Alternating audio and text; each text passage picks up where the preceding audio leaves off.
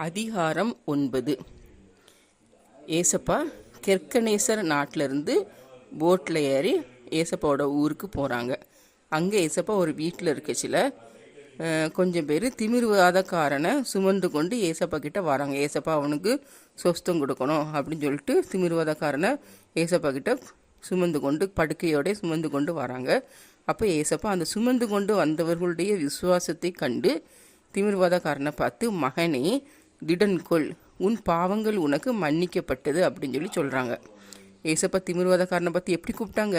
மகனே அப்படின்னு சொல்லி கூப்பிட்டு உன் பாவங்கள் உனக்கு மன்னிக்கப்பட்டது அப்படின்னு சொல்கிறாங்க. அப்போ அங்கே இருந்த வேத பாரகளில் சிலர் தங்களுக்குள்ளால இப்படி நினைக்கிறாங்க. என்ன நினைக்கிறாங்கன்னா, இவன் தேவ தூஷணம் சொல்லுகிறான் அப்படின்னு சொல்லி சொல்கிறாங்க. அதாவது தேவனை தூஷிக்கிறான் அப்படிங்கிற மாதிரி அவங்களுக்குள்ள பேசிக்கிறாங்க.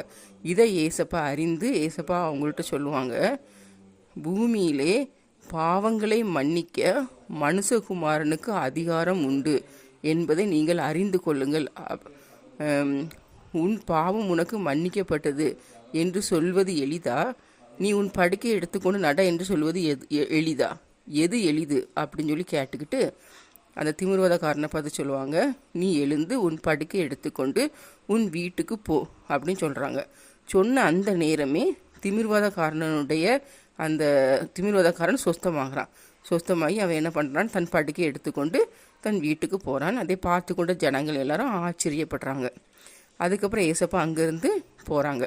போகச்சில வழியில் மத்தேயு அப்படிங்கிற ஒரு மனிதன் ஆயத்துறையில் உட்கார்ந்துருக்கிறான். சரி, ஆயத்துறைனா அது ஒரு டிபார்ட்மெண்ட்டு, வரி வசூலிக்கக்கூடிய ஒரு துறை. அந்த துறையில் மத்தேயு என்ற மனிதன் இருக்கிறான். ஏசப்பா அவனை பார்த்து சொல்கிறாங்க, எனக்கு பின் சென்றுவா அப்படின்னு சொல்லி கூப்பிட்டோன்னா இந்த மத்தேயு அவனுடைய அந்த வேலையை விட்டுட்டு ஏசப்பா பின்னாடி போகிறான். அதுக்கப்புறம் ஏசப்பா நிறைய பேர் அவங்க சீசர்கள் எல்லாமே சேர்ந்து ஒரு வீட்டில் பந்தி இருக்கிறாங்க. யாரு கூடனா ஆயக்காரரோடும் பாவிகளோடும் பந்தி இருக்கிறாங்க.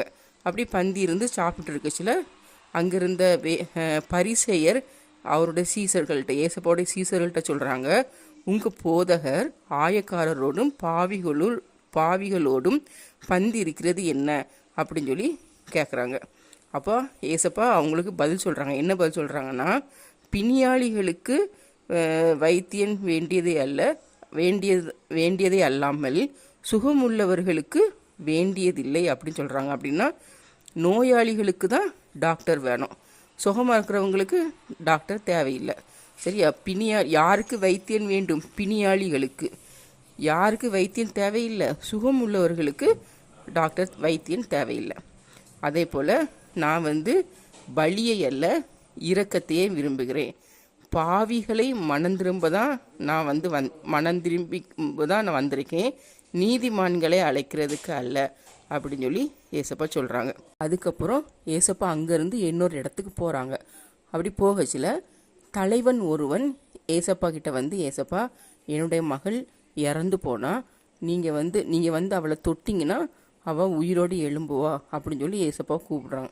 உடனே ஏசப்பா சரின்னு சொல்லிட்டு அவன் பின்னாடி அவங்க வீட்டுக்கு போகிறாங்க. அப்படி போகும்போது 12 வருடமாய் பெரும்பாடுள்ள ஒரு ஸ்திரீ, 12 வருஷமாக ரொம்ப வேதனைகளையும் வலியையும் அனுபவிச்சுட்டு வந்த ஒரு ஸ்திரீ ஏசப்பா கிட்ட நினைக்கிறா, நம்ம ஏசப்பாவோட வஸ்திரத்தின் ஓரத்தை தொட்டால் கண்டிப்பாக சுகம் கிடைக்கும் அப்படின்னு சொல்லிட்டு விசுவாசத்தோடு ஏசப்பாவுடைய வஸ்திரத்தின் ஓரத்தை தொட்ட உடனே ஏசப்பா அவளை பார்த்து சொல்லுவாங்க, மகளே திடன்கொள், உன் விசுவாசம் உன்னை ரட்சித்தது அப்படின்னு சொல்லி சொல்கிறாங்க. அந்த நேரமே அந்த பெண் சுகம் அடைகிறா. அதுக்கப்புறம் ஏசப்பா அந்த தலைவனுடைய வீட்டுக்கு போகிறாங்க. அங்கே எல்லாரும் அழுதுகிட்டு இருக்காங்க, புலம்பிட்டு அழுதுகிட்டு இருப்பாங்க. அப்போ ஏசப்பா சொல்லுவாங்க, அவன் மறிக்கலை, உயிரோடு தான் இருக்கா அப்படின்னு தூங்கிட்டு தான் இருக்கா அப்படின்னு சொல்லிட்டு ஏசப்பா உள்ளே போவாங்க. உள்ளே போய் அந்த சிறு பெண்ணின் கையை பிடிச்சி தூக்குவாங்க. அந்த பெண் உயிரோடு எழும்புவாள். இப்படி ஏசப்பா அந்த தலைவனுடைய மகளை உயிரோடு எழுப்புறாங்க. அதுக்கப்புறம் 2 குருடர்கள் ஏசப்பா கிட்ட வராங்க. என்ன சொல்கிறாங்கன்னா, தாவீதின் குமாரனே எங்களுக்கு இறங்கும் சொல்லி கூப்பிட்றாங்க.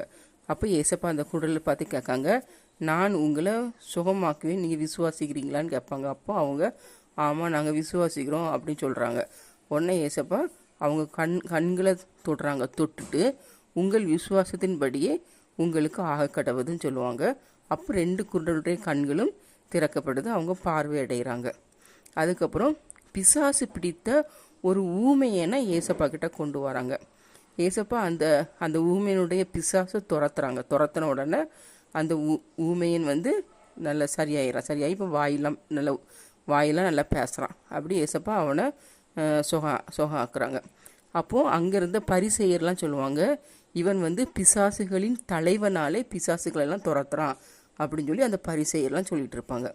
அதுக்கப்புறம் ஏசப்பா என்ன பண்ணுறாங்கன்னா, ஜெப ஆலயம் எல்லா ஊர்கள், எல்லா பட்டணங்கள், கிராமங்கள் எல்லாம் சுற்றி நடந்து அங்கே உள்ள ஜெப ஆலயங்களில் சுவிசேஷத்தை பிரசங்கிக்கிறாங்க. அதுக்கப்புறம் ஏசப்பா கிட்ட கூட்டிகிட்டு வர்ற எல்லா வியாதிக்காரங்க, பிணியாளிகள், நோயாளிகளுடைய வியாதியெல்லாம் ஏசப்பா சொஸ்தாக்குறாங்க. பிசாசு பிடித்தவங்களுடைய பிசாசுகளை துரத்தி விடுறாங்க. இப்படி எல்லாருக்கும் ஏசப்பா நல்லா சுகம் கொடுக்காங்க. அதனால் எல்லா திரளான ஜனங்கள் ஏசப்பாவுடைய போதகத்தை கேட்கறதுக்காண்டி வராங்க. அப்போ ஏசப்பா அவங்கள பார்த்து சொல்லுவாங்க, இவங்கெல்லாம் மேய்ப்பன் இல்லாத ஆடுகளை போல இருக்கிறாங்க அப்படின்னு சொல்லிட்டு சீசரில் பார்த்து சொல்லுவாங்க, அறுப்பு மிகுதி ஆனால் வேலையாட்களோ குறைவு அப்படின்னு சொல்லி சொல்கிறாங்க. இது இவ்வளவும் 9வது அதிகாரத்தில் இருக்குது. இந்த 9வது அதிகாரத்தில் என்னெல்லாம் இருக்குன்னா, ஃபஸ்ட்டு ஏசப்பா திமிர்வாதக்காரனை சுகம் ஆக்குறாங்க. திமிர்வாதக்காரனை பார்த்து மகனே அப்படின்னு கூப்பிட்றாங்க. அதே போல் அடுத்தது ஆயத்துறையில் இருக்கக்கூடிய மத்தேயுவை ஏசப்பா தம்முடைய சீசராக அழைக்கிறாங்க. மத்தேயு ஏசப்பா பின்னாடி வாரான். அதுக்கப்புறம் 12 வருட பெரும்பாடுள்ள ஒரு ஸ்திரீ, அந்த ஸ்திரீயை ஏசப்பா எப்படி சுகாக்குறாங்க, மகளே அப்படின்னு கூப்பிட்டு உன் விசுவாசம் உன்னை ரட்சித்ததுன்னு சொல்லி சொல்கிறாங்க. அடுத்தது ஒரு தலைவனுடைய மகளை உயிரோடு எழுப்புறாங்க. 2 குருடருடைய கண்களை பார்வையடைய செய்கிறாங்க.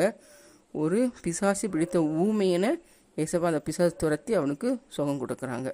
அதுக்கப்புறம் ஏசப்பா ஜெபாலயத்தில் உபதேசம் பண்ணுறாங்க. இது இவ்வளவும் 9வது அதிகாரத்தில் இருக்குது.